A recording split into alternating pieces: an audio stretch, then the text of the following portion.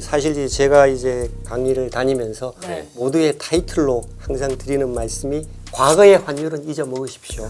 적어도 당분간은 잊어먹고 현재 시장의 흐름에 대응을 하십사라고 말씀을 드리고 있습니다. 다카이치 일본 총리가 당선이 되지면서 최근에 엔화 약세가 가속화 되고 있는데요. 제2의 아베라는 이야기를 하고 있습니다.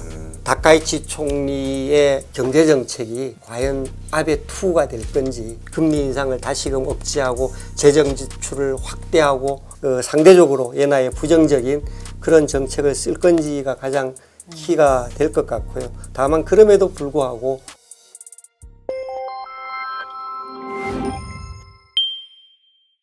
최근 원달러 환율이 1,430원대까지 올라와 있는 상황인데 사실 외환 당국은 그렇게까지 경고를 크게 주고 있는 것 같지는 않다라는 생각이 들어서 이걸 좀 어떻게 해석을 해야 되는 건지도 궁금하고요. 어떻게 보고 계십니까? 예, 뭐 말씀하셨듯이 최근에 달러 대 원화 환율이 상승 기조를 이어가고 있는 그런 모습들입니다. 뭐 전반적으로 최근에 환율이 상승했던 배경을 이해를 하면은 뭐 전반적으로 이제 한국은행 내지는 외환당국의 컨선에 대해서도 다소간 좀 그 염려를 좀 누그러뜨릴 수 있지 않을까라고 생각이 되집니다. 보여드리는 그림은 뭐 최근 한 2년여 동안의 달러 대 원화 환율 동향입니다. 금년도 1, 4분기 이후에 특히 2, 4분기까지만 하더라도 달러 대 원화 환율이 급격하게 가치를 하락할 거다, 원화가 가치를 회복할 거다라는 그런 기대들이 강했었는데요. 뭐 실제로 1,350원을 저점으로 50원까지 저점을 기록하기도 했습니다만 3, 4분기에는 전반적으로 하단 지력을 확인하면서 반등의 어떤 기틀을 마련하는 모습이었고요. 뭐 10월 달 들어서는 1,400원대로 진입을 해서 현재 지금 추가 상승 시도가 이어지고 있는 그런 모습입니다. 이렇게 달러 대 원화 환율이 상승 흐름을 이어가는 배경으로는 세 가지 정도로 요약을 할 수가 있을 것 같습니다. 네. 첫 번째는 글로벌 달러 약세 기대가 상당폭 되돌려졌다. 라고 이야기할 수가 있을 것 같습니다. 달러 대 원화 환율을 설명하는 가장 큰 변수로는 글로벌 달러와의 변동, 보통 이제 우리가 달러와 지수로 표현을 하는데, DXY 달러와 지수로 표현을 하는데요.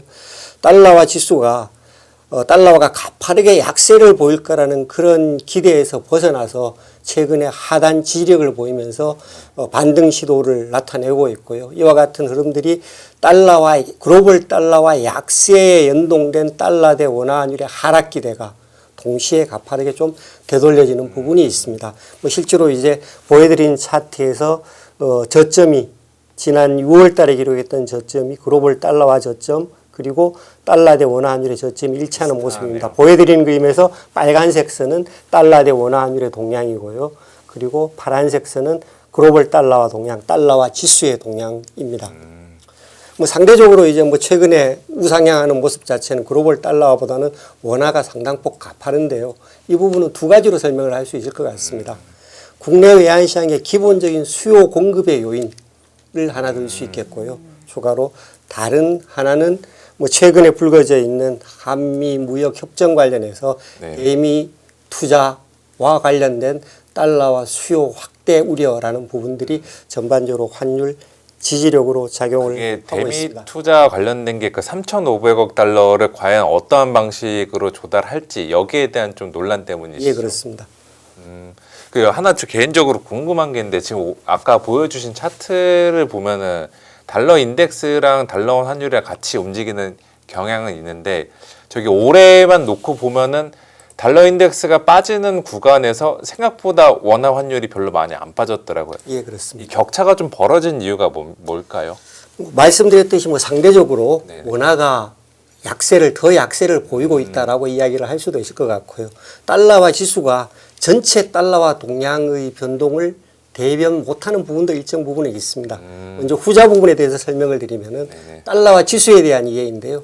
달러와 지수는 주요국 통화에 대한 달러와의 가치를 지수화한 겁니다. 이게 이제 1973년이 기준이에요. 그 당시에 이제 미국의 다른 나라와의 어떤 고영량 등을 반영을 해서 지수화했는데 그 당시에는 유럽 쪽이 주된 그 통상 대상국이었죠. 상대국이었죠. 근데 그 유럽 쪽의 모든 국가들의 통화가 유로로 거의 네. 통합이 됐습니다. 그러다 보니까 달러화 지수의 57% 넘게가 가중치가 유로로 되어 있습니다. 최근에 유로화가 상대적으로 강세를 보이고 있고요. 이와 같은 부분들은 전반적인 달러화의 그 회복세에도 불구하고 지수 기준으로는 상대적으로 유로화가 강세를 보이다 보니까 달러화 지수의 반등폭이 좀 줄어들어 있습니다. 반대로 이제 뭐 엔화나 네. 다른 통화들에 비해서는 달러화가 상당폭 저점 대비해서 반등한 그런 모습을 나타내는 부분이 있습니다. 또 다른 하나는 뭐 상대적으로 이제 국내 외환 시장의 수급적인 요인이라든가 또는 대미 무역 통상 마찰과 관련된 무역 협정 또는 뭐 대미 투자 협정 네. 이런 부분들이 추가적으로 원화 약세 요인으로 작용을 하고 있습니다. 그리고 결국에 이렇게 달러의 방향성들 어떻게 보면 환율의 방향성을 만들어내는 게 정치적인 뭐 이런 사안들도 있겠지만 결국에는 이제 수요와 공급 측에서 결정이 되는 부분들이 굉장히 예, 그렇습니다. 강하잖아요. 그럼 최근에 달러 수요를 좀 다시 강하게 만들고 있는 요인들은 또 저희가 뭘로 좀 설명을 들을 수 있을까요? 뭐 가장 크게는 내국인의 해외 투자 확대가 지속되고 있다라고 이야기를 할 수가 있겠고요. 그 가장 큰 주체는 사실은 뭐 연기금이 될 거고 네. 뭐 굳이 어떤 특정 연기금을 언급을 안 하더라도 연기금이 될 것 같고요. 그 연기금이 지속적으로 해외 투자를 집행을 하면서 달러와 수요 요인으로 작용을 하고 있습니다. 거기에 더해서 이제 소위 서학개미라고 불려지는 네. 개인 투자가들의 해외 투자도 지속되고 있습니다. 연기금 같은 경우에는 사실은 특히 이제 국민연금 같은 경우는 최근에 환율의 상당 부분 하단 지지력으로 작용을 했습니다. 사실 국민연금 같은 경우는 지난해 4, 4분기 그리고 금년도 1, 4분기까지만 하더라도 환율 상승을 좀 억제하는 데 도움을 줬었습니다. 뭐냐 하면은 외환당국, 한국은행과 체결한 외환 수합 약정에 따라 가지고 해외 투자에 필요한 해외 투자의 집행을 외환 수합이라는 툴을 통해서 달러를 빌려 가지고 해외 투자를 했습니다. 외환 시장에 사질 않고. 그렇게 외환 시장이 직접 안 사니까 실제로 수요 측면에서는 달러를 수요가 순간적으로 없어진 셈이 됐죠. 그런데 이제 환율이 떨어졌습니다. 네. 이제는 어떤 상황이 생기느냐. 외환 시장에 신규로 투자해야 될 그 투자 자금은 외환 시장에서 사서 투자를 하고 네. 앞서서 밀어놨던 즉 빌려서 투자했던 투자 자금도 외환 시장에서 사서 갚아야 되는 모양이 되어 있습니다. 두 배가 된 거죠, 이제. 그래서 뭐 환율이 1,350, 1,400원 아래쪽에서는 네. 국민연금이 강한 수요처로 작용을 했다라고 얘기를 할 수가 있겠습니다. 일정 부분은 사실은 환율이 급등하는 것을 제어한 역할도 지난 연말 정도 부근에 전후해서 역할을 했었지만 최근에는 거꾸로 강한 수요처로 작용을 했다라고 이야기를 할 수가 있겠습니다. 거기에 더해서 이제 이 사실 이제 외환 시장에서 그 조금 네. 깊이를 더해서 말씀을 드리면은 네, 준비하신 자료를 보면서 네. 들어볼까요? 쪽에 이와 같은 경상거래 이외에 그 여객 거래자들의 NDF 매매 동향이 상당히 주목이 되는데요. 보여드리는 그림에서 그 막대는 그 월간 기준으로 해서 네. 비거주자들, 여객 거래자들이 국내 외환시장에서 달러를 월간 기준으로 얼마만큼 순매수를 했느냐를 나타내고 있습니다. 저게 그냥 저희가 흔히 말하는 코스피 순매수 이런 외국의 순매수 이런 느낌으로 보면 되는 거죠. 예, 그거와는 조금은 다릅니다. 이거는 이제 누적 개념이 아니고 그냥 거래의 개념입니다. 만기 효과를 감안을 못합니다. 네. 예를 들면 채권하고 좀 비슷하다고 채권 순매수 순매도하고 좀 비슷하다고 이해를 하시면 될 것 같습니다. 어찌됐건 보여드리는 그림에서 위쪽은 순매수이고요. 아래쪽은 순매도입니다. 순매도 쪽은 파란색으로 표시가 되어 있고 순매수 쪽은 빨간색으로 표시가 되어 있습니다. 사실 이제 그 비거주자들이 한 2021년, 22년만 해도 소위 이제 우리 그 플레이어들의 입장에서 얘기하면 닭짓을 많이 했습니다. 엉뚱한 짓을 많이 했습니다. 내려가면은 밑에서 팔고 올라가면은 위에서 사고 이런 그 일을 고점 매수, 저점 매도를 했다는 을 많이 했었는데 지난 2023년부터는 굉장히 스마트한 모습을 보입니다. 떨어지면 기다렸다가 매수를 강화하면서 저점 매수를 하고요. 올라가면은 기다렸다가 고점 매도를 하고 그리고 저점에서 강하게 매수하면서 환율 상승 탄력을 만듭니다. 실제로 지금 보여드린 게임에서 최근에 가장 그 두드러지는 부분을 제가 표시를 했는데요. 2024년 초에 보면은 막대가 위로 네. 강하게 섰습니다. 한 달에 한 150억 달러 넘게 여객 거래자들이 우리 외환시장에 순매수를 했습니다. 그때 환율이 어떻게 됐습니까? 저점에서 가파르게 상승을 하기 시작을 했습니다. 지금 보여드린 이 구간이 됐고요. 저게 그 빨간색 막대가 빨간색 막대가 달러를 산 거로 예, 그렇습니다. 이해하면 되는 거예요. 네. 순매수 규모를 나타낸다라고 이해하시면 되겠고요. 2024년 7월, 8월을 보면은 아래쪽으로 막대가 길게 가 있습니다. 순매도를 크게 했습니다. 월간 기준으로 해서 한 180억 달러 정도. 네. 그 8월 달에 순매도를 했는데 환율이 가파르게 하락하는 그런 단초로 작용을 했습니다. 그리고 저때도 마찬가지. 이때를 보면은 이게 2024년도 10월 달입니다. 강하게 매수를 했고요. 강한 환율 상승을 견인을 했습니다.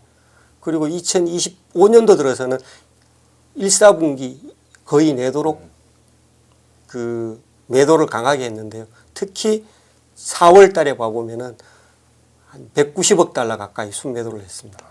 그러면서 환율 하락을 견인했습니다. 전반적으로 무슨 말씀을 드리고 싶으냐.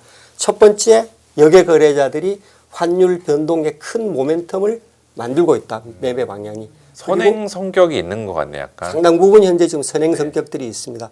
거기에 더해서 지난 그 1, 4분기 상반기에 네. 환율 하락을 주도했던 여객 거래자들의 매도가 최근에 되돌려지면서 되사기에 나서면서 환율 상승 요인으로 반등 요인으로 작용했다라고 이야기를 할 수도 있겠습니다. 즉 전반적인 경상 거래에서 네. 그 경상 및 그 포트폴리오 거래에서 내국인들의 해외 투자 확대라는 부분에 더해서 여객 거래자들의 이와 같은 움직임들이 전반적으로 환율 변동 요인으로 반등 요인으로 작용을 했다라고 말씀드릴 수 있을 것 같습니다. 저희가 그럼 앞으로 환율 방향성 예측하는 게 어렵다라고도 많이 이야기는 하는데 그래도 예측의 참고 도구로 저기 NDF 매매 동향을 저희가 활용을 해봐도 괜찮겠네요. 그런데 이제 불행하게도 네. 이 지표가 매일매일 발표되는 지표가 아니고요. 한국은행에서 매 분기별로 분기 말에 네. 예를 들면 10월 초에 3, 4분기 자료를 발표를 네네. 하고 내년 초에 나가서 4, 4분기 자료를 발표를 하다 보니까 조금 후행하는 측면이 있는데 거꾸로 이제 이걸 어떻게 이용을 할 수가 있느냐. 결과적으로 상반기에 보면 순매도가 컸습니다. 네네. 매도가 이렇게 컸다는 이야기는 언젠가는 되사야 되겠죠. 그죠? 네네. 되사야 되겠죠. 되살 조건들이 어떻게 마련될 거냐. 환율이 충분히 빠져서 마련될 수도 있을 거고 또는 매수를 트리거시키는 이벤트가 있을 수도 있을 거고 이런 상황들이 되면은 강한 순매도는 순매수로 되돌려질 거고 반대로 강한 순매수는 순매도로 되돌려질 가능성들을 항상 염두에 두고 가야 되는 상황이 되어 있다라고 얘기할 수 있을 것 같습니다. 그럼 지금 그 올해 NDF 매매 동향 데이터를 놓고 봤을 때는 달러 매수에 대한 잠재적인 수요가 좀 더 있는 편이고 그리고 아까도 중간에 말씀 주셨지만 국민연금의 해외 투자 확대, 예. 서학개미들의 해외 투자 확대 이거는 쉽게 꺾이지 않을 거니까 예, 그렇습니다. 결국엔 저희는 지금의 이 1,400원대 넘나드는 이 고환율에 익숙해져야 되는 건가요? 예, 그렇습니다.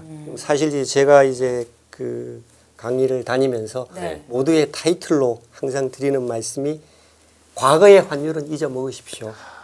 이 평균적으로 보면 이제 과거 그 장기 평균을 보면은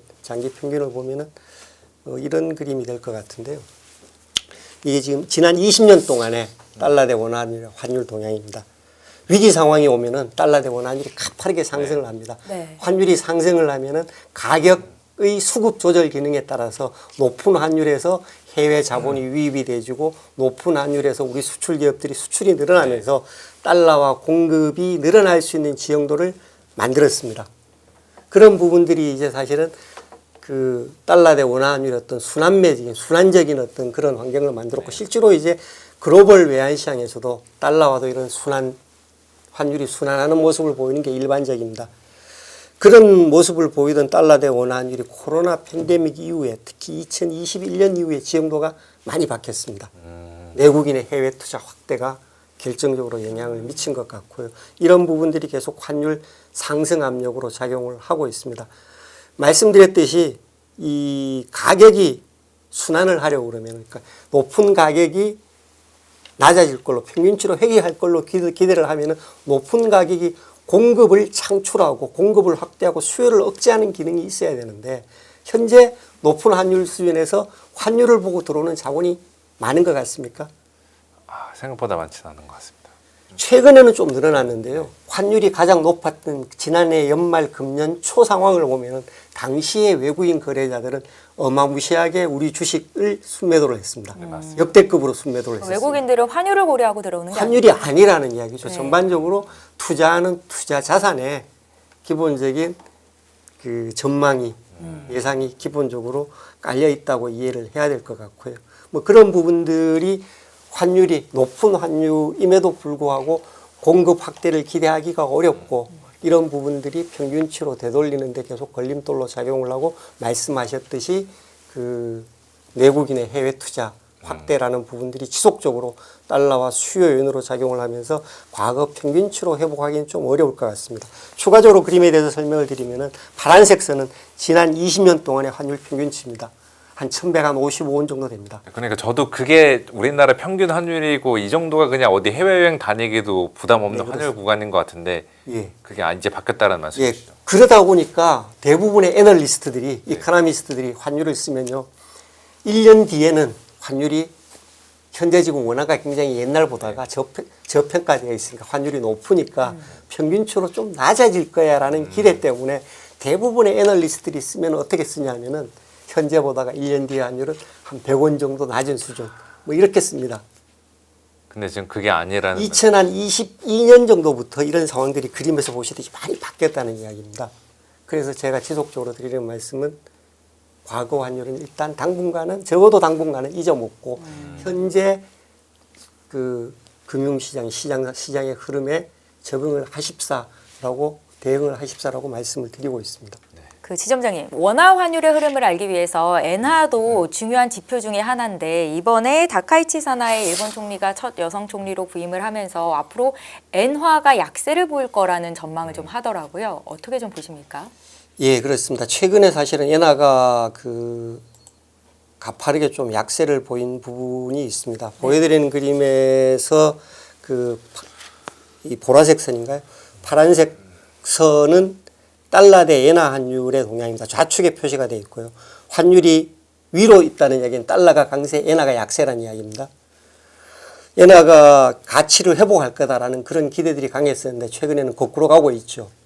뭐 전반적으로 엔화가 가치를 회복하는, 엔화가 강세를 보일 거라는 그런 기대의 이면에는 일본이 통화 정책을 정상화하면서 금리 인상 이런 것들. 예, 그렇습니다. 통화 정책을 정상화하면서 일본 금리가 높아지고 결국 높은 일본 투자자들의 해외 투자 수요가 약화가 돼지고 하면서 전반적으로 엔화가 가치 회복을 하는데 도움을 줄 거다라는 그런 기대들이 있었습니다. 또 다른 한편으로 이때 엔화 강세는 뭐 전반적인 어떤 포트폴리오 투자의 흐름이 일본으로 좀 많이 향하는 부분도 있었습니다. 그런데 최근에는 이와 같은 흐름과는 반대 모습을 계속 나타내고 있습니다. 금리의 보여드리는 그림에서 녹색 선은 이제 그 참고로 제가 그랬는데요.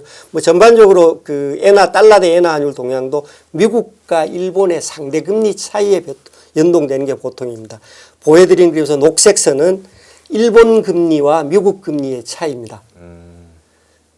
지난 연초까지만 하더라도 전반적으로 그림에서 보시듯이 달러 대 엔화 환율과 미국과 일본의 금리 차이의 변동이 동행하는 모습입니다. 잘 맞았네요. 미국 금리와 일본 금리의 차이인데 우측에 표시가 되어 있습니다.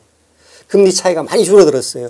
현재 지금 2% 전반대까지로 줄어들었습니다. 그럼에도 불구하고 달러 대 엔화 환율은 거꾸로 반대 방향으로 지금 움직이고 있습니다. 가장 큰 일은 말씀하셨듯이 최근에 엔화 약세가 가속화 되고 있는데요. 다카이치 일본 총리가 당선이 되지면서 제2의 아베라는 이야기를 하고 있습니다. 아베 총리 당시에 2010년대 전반에 네. 아베 총리 당시에 일본의 그 달러 대 엔화 환율 동향이 어땠었냐면 당시에 70엔대에 거래되는 환율이 아베의 뭐 세 가지 화살 네. 뭐 이런 이야기가 나오면서 이런 이야기들이 토대가 되면서 달러 대 엔화 환율이 가파르게 반등을 했습니다. 그게 최근에 오르고 올라서 160엔대까지 1달러당 160엔대까지 올랐다가 좀 떨어진 게 현재의 환율 수준입니다. 70엔인 적이 있었군요. 이게 거의 체감이 안 되네요. 70한 6엔대까지 하락을 한 적이 있습니다. 2012년, 네. 뭐 13년 이때로 제가 기억을 하는데요. 뭐 당시에 사실은 가장 그 강한 트레이드가 달러 대 엔의 달러 매수, 엔 매도가 당시 2000년대, 10년대 전반이 가장 큰 어떤 외환시장 거래의 화두였었습니다. 그럼 보통 저런 지표들이 역사적으로 같이 동행을 하다가 어긋나면은 이제 또 시간이 지나면 다시 동행을 하게 되잖아요. 이거 같은 경우는 저희가 이제 엔화가 저 미일 금리차 하락 쪽으로 붙을까요? 아니면은 미일 금리차가 엔화 상승 쪽, 엔화 약세 쪽으로 붙을까요? 뭐 개인적으로는 사실은 장기적으로 봤을 때는 달러 대 엔화 환율이 다시 좀 아래쪽으로 꺾일 가능성이 있는 것으로 보고 있습니다. 다만 이제 다카이치 총리의 경제 정책이 과연 아베 2가 될 건지, 즉 네. 그 마이너스 금리 인상을 다시금 억제하고 재정 지출을 확대하고 그러면서 그런 형태의 어떤 상대적으로 엔화의 부정적인 그런 정책을 쓸 건지가 가장 키가 될 것 같고요. 다만 그럼에도 불구하고 전반적으로 현재 지금 미국 금리는 시장 금리는 현재보다는 높지는 않을 거라는 그런 기대들이 첫 번째 있고 일본 금리는 반대로 현재보다는 낮지는 않을 거다. 뭐 최소한 이런 기대들을 등을 감안을 하면은 뭐 장기적으로 금리 격차가 좀 줄어들면은 장기 환율의 추세 자체는 금리 격차의 흐름을 쫓아가는 게 일반적이다라고 이야기할 수 있을 것 같습니다. 다만 이제 일본도 좁은 아킬레스건일 수 있는 게 5천억 달러 우리하고 비슷하게 대미 투자 약속을 했는데요. 실제로 이 중에 얼마만큼이 외환시장의 수요로 작용할지는 좀 불투명하긴 합니다만 어찌됐건 이런 부분들도 엔화에 대해서 일단 현재로서는 약세의 화두로 작용을 하고 있는 상황입니다. 알겠습니다. 앞서서 많은 외환시장 전문가들이 1년 뒤에 달러원 환율을 100원 정도 낮게 책정하고 있지만 아니다. 이제 뉴 노멀로 가야 된다라는 말씀을 주셨는데요. 진작에 좀 달러를 환전해 놓을 걸 그랬다라는 생각도 들면서 앞으로의 외환시장을 좀 어떻게 예측하고 계신지 듣겠습니다. 그 모두의 말씀을 드렸듯이 달러 대 원환율 변동의 가장 주요한 변수는 글로벌 달러와 동향입니다. 네. 달러와의 전반적인 동향이 되겠는데요. 네. 아직까지도 이제 달러와 약세를 주장하는 그런 그 분석가들, 애널리스트들이 있습니다. 뭐 저는 개인적으로 현재 상태에서 달러와 약세는 좀 굉장히 제한적일 거다라고 이야기를 하고 있습니다. 그 이유는 연준의 금리 인하 기대가 이제 전반적으로 달러와 약세의 주요한 배경으로 자리를 잡고 있는데요. 이미 시장에서는 충분히 제 생각에는 충분히 그 미국 금리 인하에 대한 그 기대를 반영을 하고 있습니다. 선반영하고 있다. 선반영하고 있는 상황입니다.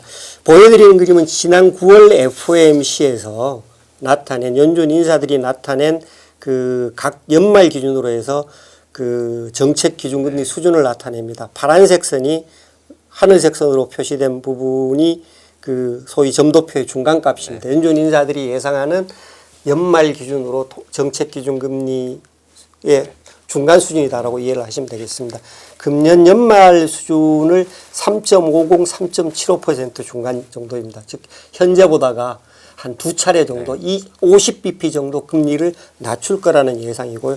빨간색 점은 현재 지금 그 금리 선물 시장에서 반영되어 있는 시장의 예상치라고 이해를 하시면 되겠습니다. 대체로 일치를 합니다. 그러네요, 저게. 예. 그런데 내년도를 보면은 내년도에는 연준이 금년보다가 한 차례 정도 추가 인하를 예상을 하고 있는데요. 3.6에서 3.4로 내려가는 거니까 한 예. 차례 정도. 예. 그런데 시장은 그것보다는 적어도 50bp 이상 내년도에 한 75bp 넘게 금리를 인하할 거라는 전망을 반영을 하고 있습니다. 결국 이 정도 예상은 한 2.75, 3.0% 정도를 전망을 하고 있는데요. 연준 인사들이 예상하는 장기 정책 기준 금리 수준 한 3.0% 정도입니다. 그 장기 금리 수준보다가 낮게 금리를 인하할 거라고 시장에서 기대를 하고 있고요. 결국 그러려고 그러면은 미국이 상당 부분 그 소위 경기 침체를 겪어야 되는 상황이 될 것 같고요. 아직까지 그 부분은 시장의 어떤 메인 컨센서스가 아니라고 본다고 그러면은 현재 미국의 금리 인하는 충분히 시장에 반영이 되어 있고 이런 충분히 반영되어 있는 금리 인하를 바탕으로 해서 추가적으로 달러를 약세를 보일 거다는 가능성이 그렇게 많지 않아 보입니다. 특히 이제 최근에 자본시장의 어떤 퍼포먼스를 보면은 미국 채권 시장으로 강한 자금 유입이 지속되고 있고요. 주식시장도 마찬가지입니다. 거기에 대해서 트럼프가 펴는 정책이 야 전부 다 우리나라에 투자해. 우리 무역 수지 적자 줄여야 돼. 결국 캐시플로상으로 어떻습니까? 달러와 수요가 많은 거지 늘어날 거지 공급이 늘어나는 쪽의 이야기는 아니거든요. 뭐 그런 등등의 이야기들을 기본적으로 바탕으로 하고 거기에 대해서 현재 다른 나라보다가 월등히 높은 미국 금리 수준을 생각을 하면은 뭐 전반적으로 달러가 현재보다 그렇게 많이 약세로 갈 건가에 대해서는 적어도 현재보다는 많이 약세로 갈 것 같지 않아가 저 개인적인 의견입니다. 보여드린 그림에서 빨간색 선은 10년물 국채 금리 기준으로 해서 미국 금리고요. 그 다음이 한국, 독일, 중국, 일본 정도 순서입니다. 다른 나라 금리보다는 최소한 한 150bp 정도는 미국 금리가 높은 상황이고요. 뭐 이런 부분들이 전반적으로 달러화가 상당 부분 계속 그 높은 수준이 유지될 걸로 기대하는 부분이 되겠습니다. 그 다음에 두 번째는 말씀하셨던 듯이 우리가 지금까지 이야기했듯이 수급의 구조상으로 전반적으로 수요 확대가 지속될 것 같고요. 해외 투자 확대라는 부분이 지속될 것으로 예상을 합니다. 이 부분은 이제 그 내국인의 해외 투자 확대가 지속될 걸로 예상하는 부분은 단적으로 금리로 이야기를 할 수가 있을 것 같습니다. 미국 금리가 우리 금리보다 상당폭 높은 상황이고 이와 같은 금리 역전 상황이 적어도 향후 수년 동안에는 회복 반전되지 않을 걸로 보고 있습니다. 보여드린 그림에서 아래쪽에서 빨간색 선은 미국 정책 기준 금리고요. 아래쪽은 우리나라 정책 기준 금리입니다. 다만 이제 한국은행이 뭐 최근에 부동산 값 또는 환율 등을 고려해서 추가 금리 인하에 대해서 굉장히 좀 유보적인 부정적인 입장을 보이고 있긴 합니다만 경기를 생각을 한다고 그러면은 올리기는 좀 어렵다고 봐야 될 것 같고요. 그리고 연준이 금리를 인하한다고 그러면 거기에 맞춰서 좀 추가적으로 인하할 가능성이 있고 또 다른 한편으로 만약에 환율이 하락을 해준다 그러면 원화 가치를 회복을 해준다 그러면 한국은행의 입장에서 금리 인하에 좀 더 우호적인 입장이 될 것 같고요. 결국 결론적으로 이야기를 하면 상당 수준의 한국과 미국의 금리 역전 상황은 앞으로도 상당 기간 동안 이어질 가능성이 있고 이런 금리 역전 기간에 보시다시피 위에 있는 달러 대 원화 환율인데요. 금리 역전 기간에 달러 대 원화 환율은 계속 상승 흐름을 나타낸 바가 있습니다. 결국 이런 부분들은 사실은 투자 지형도의 기본적인 배경으로 이해를 할 수가 있겠습니다. 그리고 거기에 대해서 끝으로 우리가 지금까지 우려해왔던 우리의 대미 투자 약속이라는 부분들이 3,500억 달러가 어떤 형태로 조달될지는 모르겠는데 어찌됐건 거기에 참여하는 기업들은 외환시장에 팔아야 될 달러를 못 팔고 들고 있다가 투자에 집행을 해야 될 거고요. 또는 달러가 없는 투자자들이라 그러면 외환시장에서 사서 투자를 해야 될 거고 어느 쪽이건 공급 축소 수요 확대 요인으로 작용할 수 있을 것 같습니다. 뭐 최근에 언급되고 있는 것 같이 향후 10년 정도에 나눠서 투자를 한다고 그러더라도 적어도 국민연금급의 달러화 수요처가 하나 더 생겼다라고 이야기할 수 있을 것 같습니다.